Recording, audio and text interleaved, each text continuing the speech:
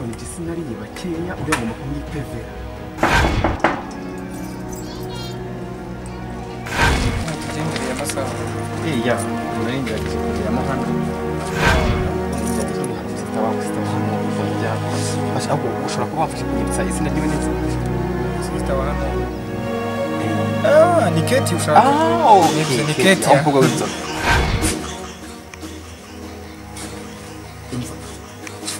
uretse ko ngiye gusoza gahunda y'indimo igitawe ndashaka kusanya asubwo ntabwo ari kuko ndi aba yagiye hanze gatoya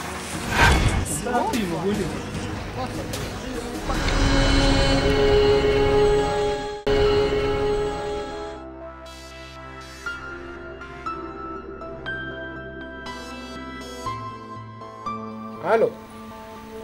Oh, gumodoka kirahageze. Sawa. Kaze ndaje batutanye.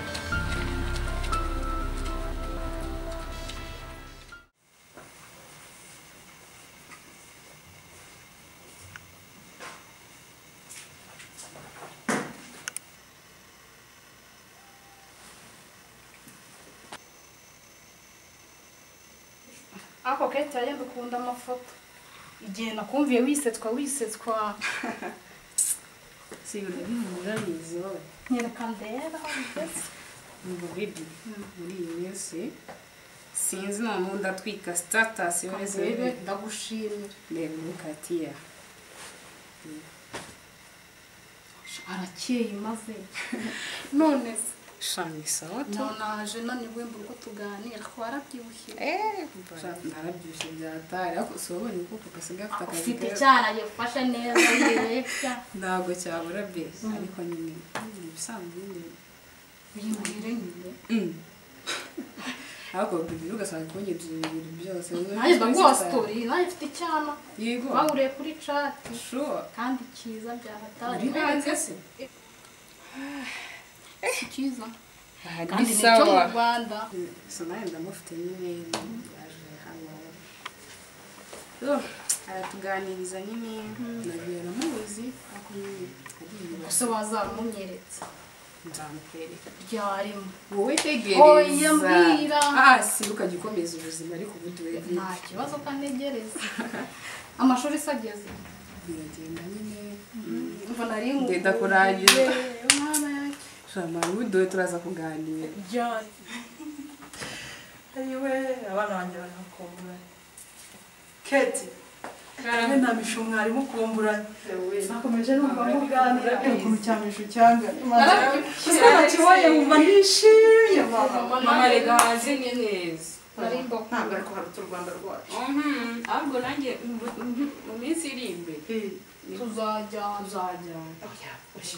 misho je na papa wawe twasigara twenyine nta mwana uri muri uru rugo menya tutazongera no kurya ariko muranshimisha abana banjye mama urabizi turakunda nubwo tuzagusiga cyamisho kimeze cyarabyibushye kirasa neza yarakeye mama none inzobe yabaye yose ukabona zaho gatase cyabasanga nayitukuje ahubwo tuzaza kuganira na daddy azatwemera natwemera we hari tuzavuga yavuga iki je nakomera gusigara nyine nawe tuzakujyane sure uzajya gushaka kana muri orpheline upfa kuba mubimbwiye tadise ndi umushyira kwa mitini mubwira ko nashaka gusigara nyine abakobwa bajye bose bagiye ari byiza ako mama rero nako papa avuze ikintu hano muri uru rugo nta wundi muntu wakirengaho ariko umenye ko upfanye nanjye mu agaciro arakaguha ariko umenye ko imfura igana na se ako mwaritetesheje bana ubu ngubu twe turi iwacu nawe rero uzanye ibintu byo kudukasa wasubira iwanyu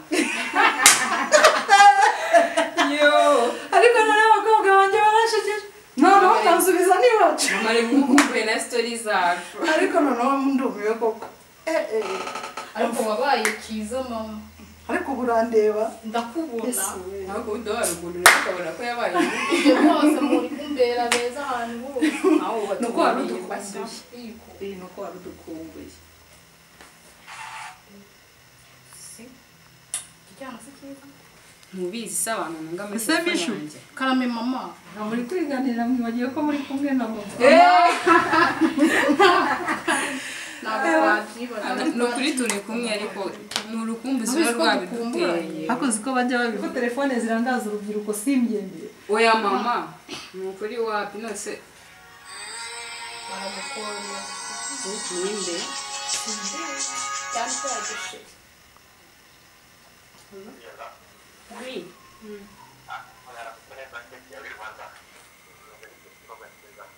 ni sawa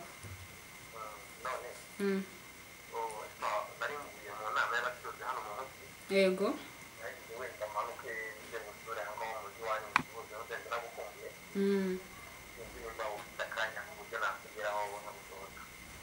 nta kibazo waza mubizi se ko mu rugo dukunda abashyitsi ngwino noneho na mama arahari ubushize waje adahari nta kibazo kabisa ndahari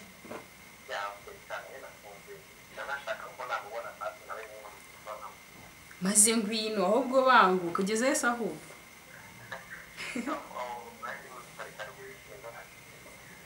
okay welcome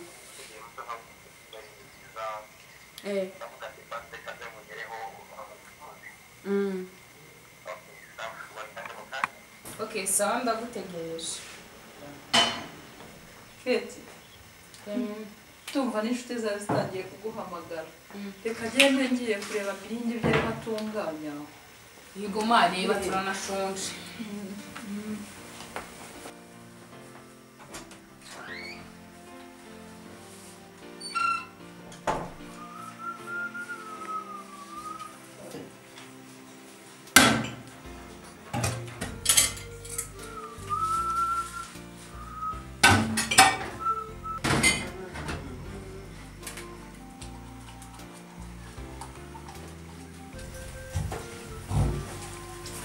Miringi igihe wahereye ukaba utarategurira abantu icyayi. abuja rwose nabanje koza ibyombo ariko ndaje gutunganya nta kibazo. nza Miringi mubwire uzabaza amakuru n'undi mukozi wara nicyo ngicyo twapfuye adafite gahunda ibintu byose abyica niyo mpamvu namwirukanye none n'abana banjye bagejeje n'amasaha bataranywa icyayi koko nukomeza kwitwara kuri kwitwara uzagushyira mu nziza urabyumva nukuri mbabarira nanjye kubitunganya ni rwose sawa ngira ngo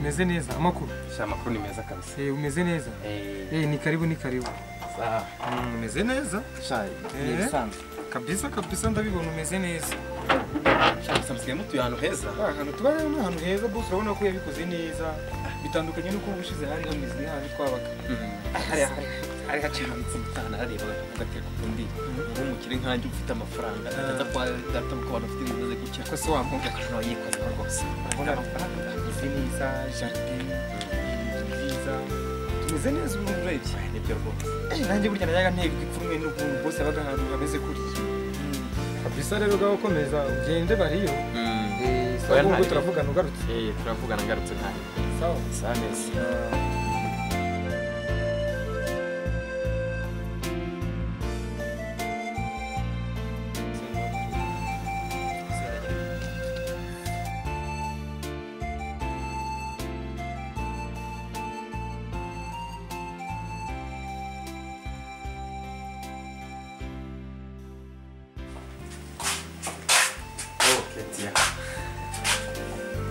Naho neza ese kuteketi ya meza sana nimekumbuka nimeze neza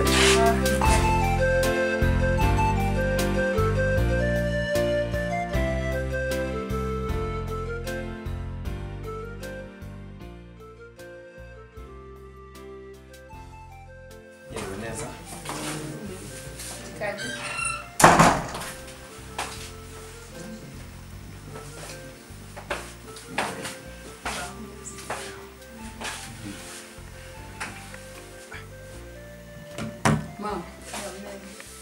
rero umushyitsi ndatekereza ntabwo wamumenye umushyitsi rero ubushobozi yaradusuye ntabwo umuzi twarigaye nyine kera nkiga muri excella yadusuye rero tukiba hahandi hepfo hariya twari twarimukiye udahari rero ni umushuti wanjye yitwa Nike cyangwa Stonich Tuba hari umushyitsi so yigeze kumbwira wabasuye. Ego n'uyu. Nanjye nari nagiye mu kazi ariko ni karibu muri Isanga. Papa w'abana yari yambwiye ko mukora business. Turakwishimiye rwose dukunda abashyitsi. Murakoze cyane. Rwose ni nabasuye nsanzwe ntabwo muhari gusa nsanzwe mwari mu cyaro heza cyane. Mba ndi mu kazi nyine ubu ngubu uyu munsi wari umunsi w'akaruhuko niyo mpamvu hasanze. Natwe dukora business. Twishimiye kumenya nawe kuriya twajya tunagutuma. Mu busanzwe nyine nkora ibintu bya business bya n'ubucuruzi bandiyo za Dar es Salaam za Dubai cyangwa se Nairobi bitewe n'imari nshaka iyo ariyo mbese nyine nyivana hamwe nyijyana ahandi ariko business yanjye ahanini ishingiye mu Rwanda no ko mu Rwanda ni igihugu cyiza ushobora kuba wakoramo business yawe ikunguka vuba. Yes, niyo mpamvu nanjye nyine ahanini mbashaka ko ibyinshi byanjye bishobora kuba bibarizwa mu hano mu Rwanda mu gihugu hagati. Nibyo ngibyo mba nibereyemo. Ni byiza natwe buriya tuzajya tunagutuma uba tumenyanye ni ibintu byiza cyane kuko natwe dukora business. Yes, nta kibazo rwose. Reka remba reke muganira na Ketia.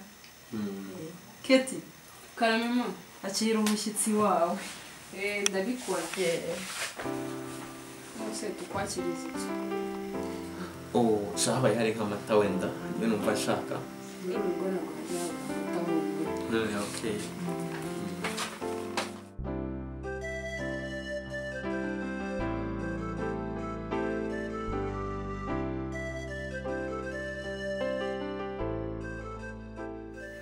Karibu ku meza.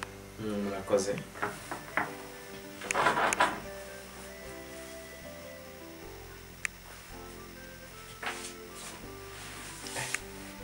Amega amata aryoshye. Ni sawa. Nafata icyo kurisha se? Si ngombwa. Ahanini ndi kwinywera amata mba numva nta kintu yafatisha kuko burya amata nawe ubwo yabahagije kubw'intungamubiri zayo. Naho ubundi Keti shaka tone ngukumbuye. Sure. Kuri ko. Sana yari ngukumbuye. Serious? Gusa nari mfite gahunda yuko sha mu minsi iri ndumva nshaka gusohokana hano. Ukuri.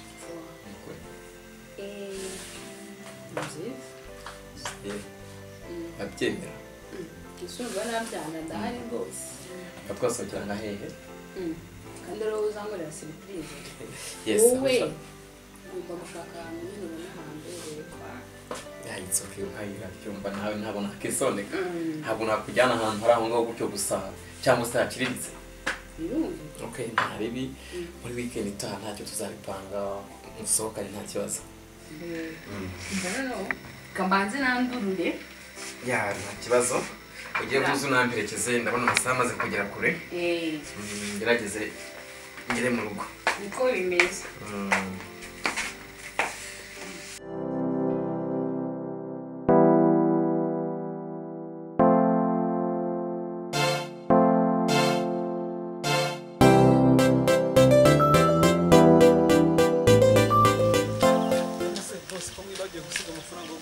Amasaha yari yagiye subira mu rugo zo kuza kuri botike ufata amafaranga yo guteka nta kibazo. Ntacyo ubwo ndandwarije ku bya saa sita. Sawa.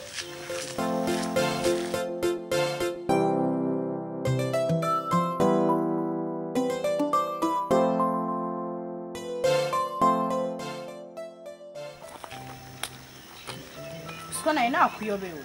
Urwanyobewe. Kubona nawe wambaye neza urarenze. Ahubwo subira mu ngesine nakuyobewe. Reka da. Nakuyobewe. Kwambara neza ni ibintu byanjye. Reka. Save. Nanjye ndabyikundira. None se amakuru. Cyane meza. Nuko nari nyuze aha ngaha numva umuntu atsifura ariko ntabwo nabashije kukumenya. Naye mvuye kukureba kuri botike. Kuri botike uyu munsi ntabwo nakoze. Okay. Usugiye he? Uyu munsi ntabwo nakoze nari ngiye gusura umuntu inshuti yanjye aha ngaha imbere. Hano naringiye ntago ndi butinde kuko n'ubundi mvuye mu rugo mu kanya ahantu ngiye guhita ngira ntago ari ibintu byinshi ngiyemo ndahava mpita nkomeza njya kuri boutique waza tugakomezanya nta kibazo gusa urumva nabyanga kugendana sepaketi wari wibereye biriwe mu kazi kawe biragenda akazi biragenda niyo ari ibintu byo gukenera no kuri phone ndumva nazo kwinjira mu nzu nawe telefone iba yakugize bize pe ariko umugore wanjye urabizi business yanjye yose nyikorera kuri phone hari nibereye mu nzu sinari kuri yanze asanga kubera ukunda kuhibera mu nzu nanjye nageza hano itangira kuyifatira kanuza ka connection hano kuchatinga n'abantu turi bari hanze nuzabigera inshuti zanjye zose nyama kuri WhatsApp nuzabigera mu rugo nzajya nyibika kuko ituma utampa umwanya wanjye pe reka bireke tubaze tuganirisha bireke twiganire uziko wa musore wambwira baje kureba Kate hanyuma uyu munsi yaje kumureba inshuti wa Kate wa musore ngo gushora amari wahatari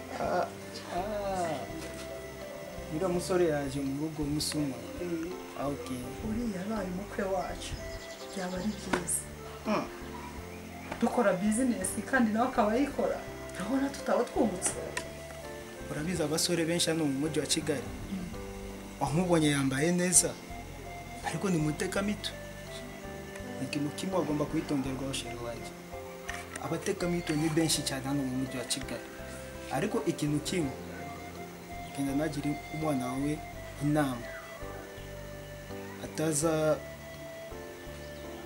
sinzi navuga gute ariko wowe wagomba kumugira inama umwana wawe kubera abasore benshi hano nabateka mito cyane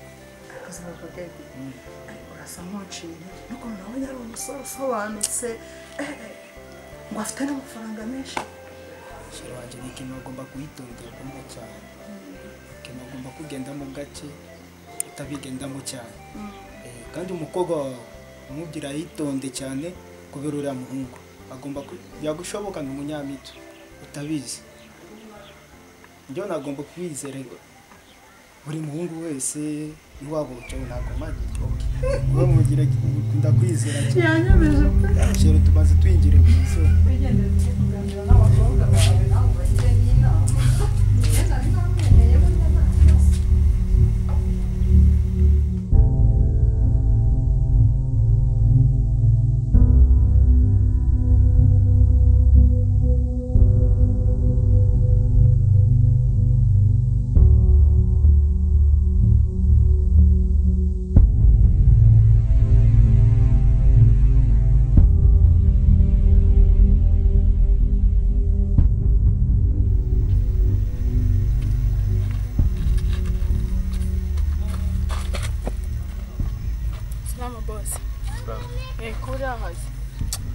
ndanganye nomba naje kumvira amabeho meze bite shani neza kabisa harya se wowe wundi utundi imicanga cyewe se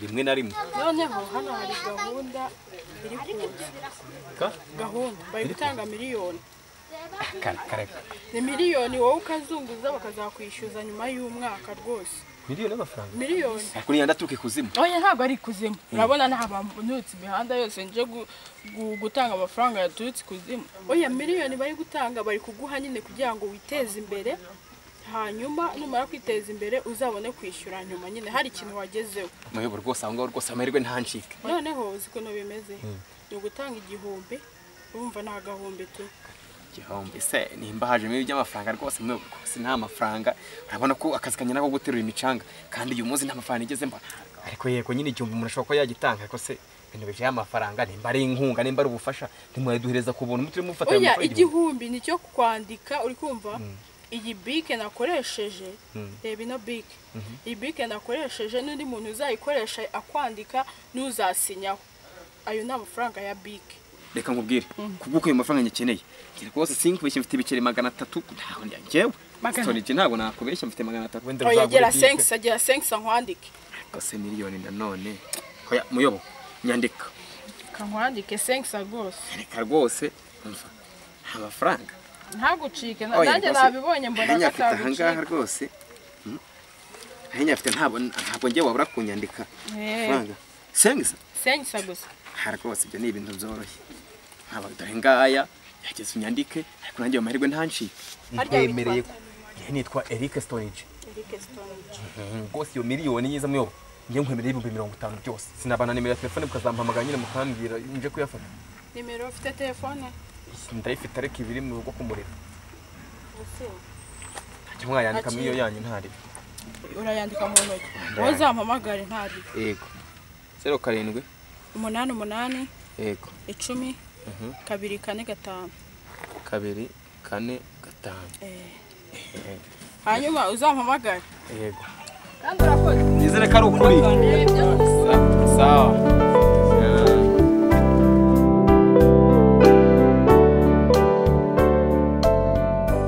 ariko ndabona rwose uyu munsi rwose watetse neza kabisa udushu umuceri bimeze neza ebana birumvikana rwose abagabo bose iyo bari nkanjye rwose abagore babo baba baratomboye ntabwo ushobora kuvuga yuko watomboye natomboye kabisa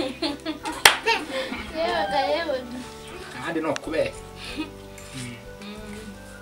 none se sheri bimeze bite bimeze neza ndaho ndakomeye ebana muri iyi minsi akaraka kuri wa mukire nakubwiraga mu mujyi ibintu biri kugenda neza none icyumweru tuba tumeze neza ariko sheri hari akantu tuganire gatera umwanya munsi ikintu gihora kincogoshora mu mutwe no gusubiza kinsohokamo kugira ngo nibura mbafate ku mutima gusa icyo kintu utambwiye n'imyaka yose tumaranye kuko ubwo ni igiki urabizi Dudu twamutoraguye ari umwana w'imyaka 8 ariko urabizi akenera ibintu byinshi ngaha amavuta ngaho inkweto zihenze ngaha amakanzu none se uriya mwana ni iby'iki gihe nyine bigezweho imyaka 8 se yarazi kwambara iyo myenda y'ibihumbi 30 ni iki kinyejana turimo nyine ariko wowe ku giti cyawe niba wumva tuzatumuha ko ubushobozi bwacu bungana ukumva atari byo byatuma umwana tumuhangayikisha ngo turamugezo atumutwe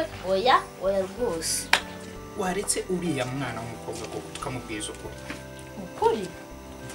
ukuri Dudu ariko se urafata umwana niba waramutoraguye birumvikana uramubwiza ukuri namara kubimenya agehe none si ibyo byose uri kuvuga ngo akeneye asabikora ku muhanda ahubwo niba ari mwanzuro wafashe tugomba kumwicaza tukamubwiza ukuri buri muntu yamufasha no gushaka umuryango we yego umuntu yamufasha nanjye nibyo mbona ko twakora agasubira mu muryango yaba ntawe afite natwe twaba tubibona yego rwose umugore mwiza Marigari ariko Dudu sinzi ko azabyakira tuzagerageza yego bizamubabaza yego bishobora no kuzamushengura umutima ariko tugomba kumubwiza ukuri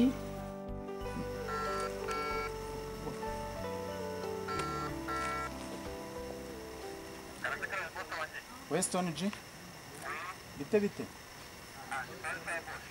ngeze kuri wa mucanga nsanga wabikoze neza none nari mfite akandi karaka sinzi niba waba uri hafi ngo tuvugane ushatse wanyaruka ukahansanga ntacyo tukavugana